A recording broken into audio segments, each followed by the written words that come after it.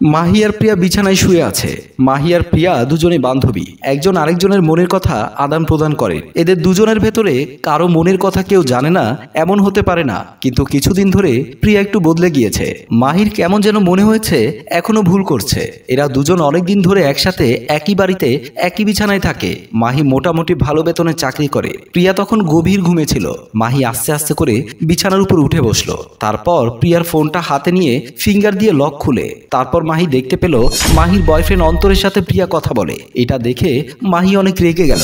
ইচ্ছে করছিল প্রিয়াকে কিছু একটা বলবে, কিন্তু বান্ধবী বলে কিছুই বলছে না। মাহি প্রিয়াকে অন্তরের সাথে পরিচয় করিয়ে দিয়েছিল। চলুন কিছুদিন আগে দেখে আসি। মাহি আর প্রিয়া একটা রেস্টুরেন্টে বসে আছে। মাহি তার বয়ফ্রেন্ড অন্তরের সাথে দেখা করতে এসেছে। কিছু সময় পর অন্তর রেস্টুরেন্টে আসলো, এসে মাহির পাশে বসলো। কিন্তু মাহির বান্ধবী প্রিয়া ছিল অপর সাইডে। তাতে করে আই কন্ট্যাক্ট করা খুব সহজ হয়েছিল। মাহি বলল, তোমার জন্য আমি কত সময় ধরে অপেক্ষা করছি, আর তুমি এত লেট করে আসলে? তুমি তো ভালো করেই জানো আমার অনেকগুলো বিজনেস রয়েছে। বিজনেসগুলো সামলাতে সামলাতে আমি হাঁপিয়ে যাই। অনেক কাজ করতে হয়। আমার সব কাজ শেষ করে তারপর তোমার সাথে আমার দেখা করতে হয়। হয়েছে হয়েছে, আর আমাকে অজুহাত দিতে হবে না। আমি বুঝতে পেরেছি তুমি কেন দেরি করেছো। সমস্যা নেই, ভালো হয়েছে তুমি এসেছো, তাতেই আমি খুশি। এর মাঝে মাহির একটা ফোন আসলো। মাহি ফোন রিসিভ করে কথা বলার জন্য একটু বাইরে চলে গেল। এর মাঝে প্রিয়া নিলয়ের সাথে মোবাইলের ফেসবুক নাম্বার আদান প্রদান করে ফেললো। মাহি বুঝতে পারেনি প্রিয়া এত বড় বেইমানি করতে পারে। মাহি মনে মনে ভাবতে লাগলো, আমার বান্ধবী হয়ে তুই আমার সাথে চিট করেছিস। আমি তোকে কত বিশ্বাস করেছিলাম, আমার বিশ্বাসকে ভেঙে দিয়েছিস।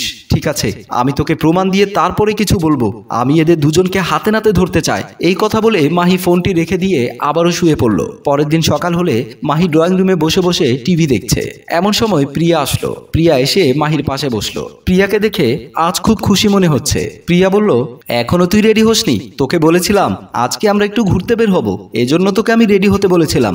আজ আমার শরীরটা ভালো লাগছে না, তার জন্য কোথাও যেতে ইচ্ছে করছে না। প্রিয়া ভালো করেই জানতো মাহি প্রিয়ার সাথে আজকে বাইরে বের হতো না, তাই প্রিয়া মাহিকে বাইরে যেতে বলেছে। মাহি বলল, তুই একা গিয়ে ঘুরে আয়, আমার আজ যেতে ইচ্ছে করছে না। ঠিক আছে, আমি আসার সময় তোর জন্য খাবার নিয়ে আসবো। আমার জন্য খাবার নিয়ে আসতে হবে না, আমি আজ নিজেই খাওয়াবো। তারপর প্রিয়া কোনো কথা না বলে ড্রয়িং রুম থেকে বেরিয়ে গিয়েছিল। মাহি তার মা পারুল বেগমকে বলল, মা আমার সাইড ব্যাগটা নিয়ে আসো। তারপর পারুল বেগম সাইড ব্যাগটা নিয়ে আসলো। পারুল বেগম জিজ্ঞেস করলো, কোথায় যাচ্ছিস মা? আমার বাইরে একটু কাজ আছে। এই কথা বলে মাহি সেখান থেকে বেরিয়ে গিয়েছিল। আর পারুল বেগম বসে টিভি দেখছিল। অফিস রুমে বসে আছে অন্তর। অন্তর হচ্ছে এই কোম্পানির মালিক। অন্তর যেখানে যাই করে তাই কোনো কৈফিয়ত দিতে হয় না। অন্তরের বাবা মা অন্তরকে বিয়ে করানোর অনেক চেষ্টা করেছে, কিন্তু অন্তর কখনো বিয়ে করেনি, কারণ অন্তর চাইতো ও সবসময় নতুন নতুন মেয়ে নিয়ে ফুর্তি করবে।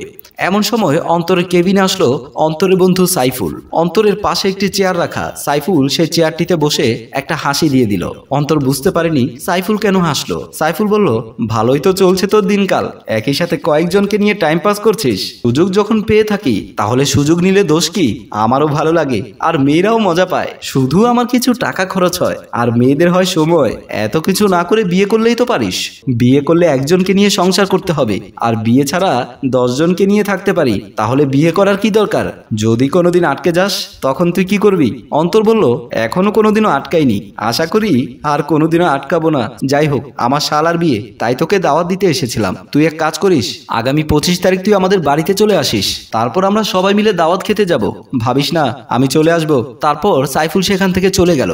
অন্তর আবারও কাজ করতে লাগলো। কিছু সময় পর দেখা যাচ্ছে অন্তর রেস্টুরেন্টে বসে আছে। এই সেই রেস্টুরেন্ট যেখানে প্রিয়াকে প্রথম দেখেছিল। অন্তর প্রিয়ার জন্য অপেক্ষা করছিল। অন্তর যেদিন থেকে প্রিয়ার সাথে পরিচয় হয় সেদিন থেকেই মাহির সাথে কথা বলা কমিয়ে দিয়েছে। অন্তর সিদ্ধান্ত নিয়েছে প্রিয়াকে নিয়ে আজ ঘুরতে যাবে।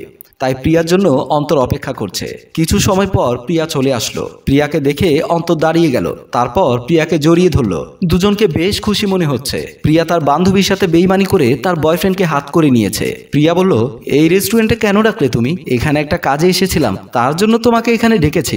ভালোই করেছো, চলো এখন আমরা এখান থেকে বেরিয়ে যাই। ঠিক সে সময় মাহি ওখানে চলে আসলো। মাহি প্রিয়াকে বলল, ভালোই করেছিস আমার সাথে বেইমানি করে। তুই আমার সাথে বিশ্বাসঘাতকতা করেছিস। আমার বান্ধবী হয়ে আমার বয়ফ্রেন্ডকে কেড়ে নিলি, তোকে দোষ দিয়ে কি করব? যাকে আমি বিশ্বাস করেছিলাম সেই তো আমার সাথে প্রতারণা করেছে, ভালোবাসার নামে নাটক করেছে। তবে এক হিসেবে ভালোই হয়েছে, এমন প্রতারকের সাথে সারা জীবন থাকতে হবে না। তোদের জন্য শুভকামনা রইল। এ কথা বলে মাহি সেখান থেকে চলে গেল। প্রিয়া আর অন্তর দাঁড়িয়ে রইল। প্রিয়ার ভেতরে একটা অপরাধবোধ কাজ করলো। বান্ধবীর সাথে বেইমানি করে প্রিয়া একদম ভালো করেনি। সম্মানিত ভিউয়ার্স, আমাদের সমাজে এমন হাজারো বান্ধবী রয়েছে যারা সুযোগ পেলেই পেছন থেকে ছুরি মারে। আসুন সেই সব বান্ধবী থেকে দূরে থাকি। গল্পটি আপনাদের কেমন লেগেছে? যদি ভালো লাগে লাইক কমেন্ট শেয়ার করে আমাদের সাথেই থাকুন। ধন্যবাদ।